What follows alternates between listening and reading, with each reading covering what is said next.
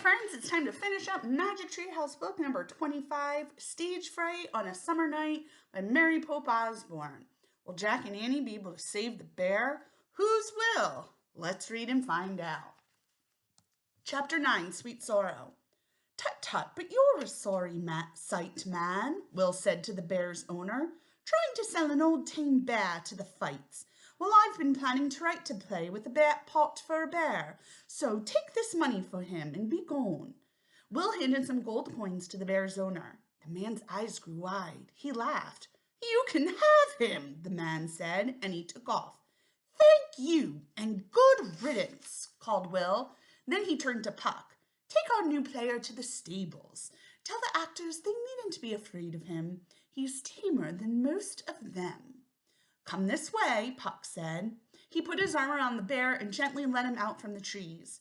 You'll love the stage, old man. Bye, Puck. Bye, Dan, said Annie. Puck smiled and waved. The bear stared for a moment at Jack and Annie. He had a grateful look in his eyes. Then he lumbered off with Puck. Thanks, Will, for helping Dan, said Annie, and for helping us. Thank you both for helping me, said Will. You saved the day. The night, you mean, said Jack. Indeed, the night, said Will. Oh, here's your bag. You forgot it. He gave Jack his leather bag. Then he held up their 2 scrolls with their lines on them. And you can take these, said Will. He handed them to Jack, and Jack put them in his bag. Where are you off to now? Said Will. The other side of London Bridge, said Annie. Ah, I can take you there in my boat, said Will. Follow me. Will led them down a dusty path toward the river. The last rays of the sun slanted through the trees. Soon they came to a small rowboat docked on the Thames. Climb in, said Will. Jack, Annie, and Will climbed in. Will untied the boat from the dock, then he began rowing across the river. The water reflected the purple and pink in the sky. Only a few white swans now glided over the shimmering ripples. The river smelled as bad as before, but Jack didn't mind now. He had grown used to it.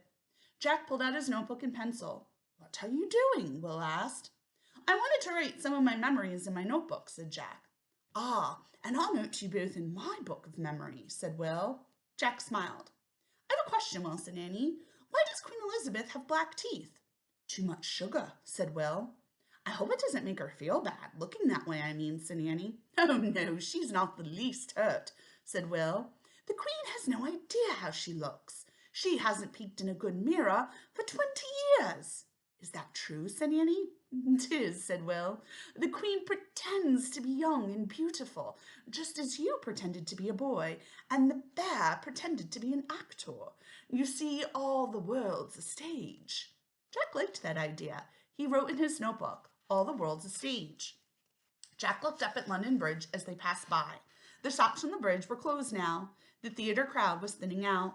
The scary black birds were no longer on the rooftops. They had swooped down and were picking at the garbage left on the cobblestones. The show was over. By the time they came to the riverbanks, night was falling. It was much cooler.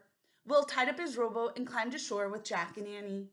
"Thanks a lot," Jack said to Will. "We can go the rest of the way by ourselves." "Where do you live?" asked Will. "In Frog's Creek," said Annie. "What path do you take?" asked Will. "You'll never believe this," said Annie. "We climb up a rope ladder to a tree house in that tree over there, and we open a book. Then we make a wish," said Jack, "and we go take up to the place in the book." Will smiled. "Thy life's a miracle, isn't it?" he said. "Yes," said Annie. Jack nodded. He liked the way Will looked at things. "I have an idea," said Will. "Why don't you both stay here instead? You can live and act at the Globe Theatre. I'll ask the Queen to exclude you from the law about girls going on stage, Annie, because of your great talent, and I will teach you both to write plays." "Really?" said Jack and Annie together.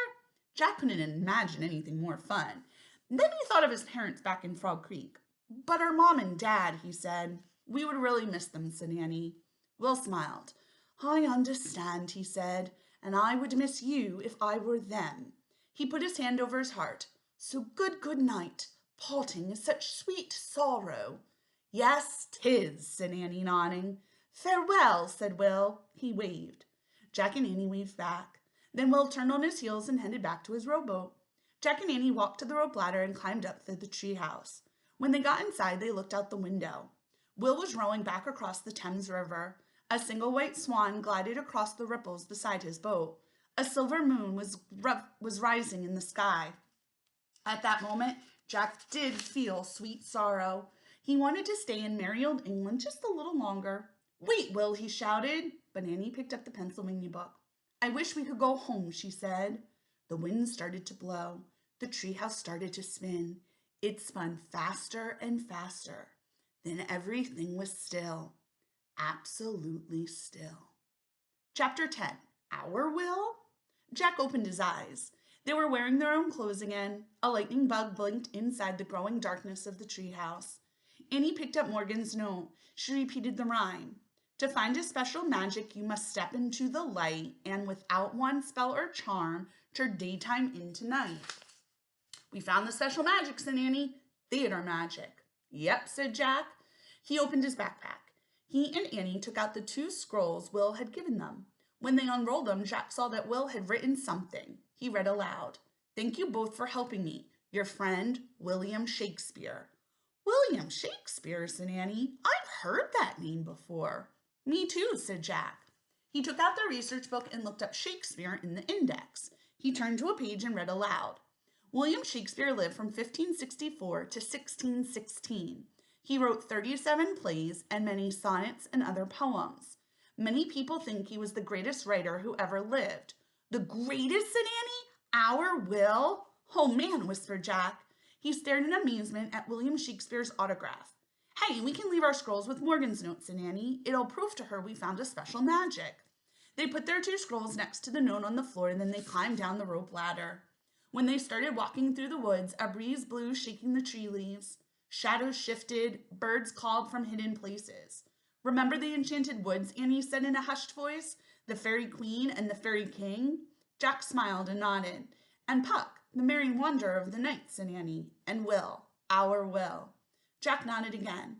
I had a great time, said Annie, didn't you? Jack sighed. Yes, he said. Then he took a deep breath and spoke very clearly and with feeling. I have had a most rare vision. I have had a dream. The end.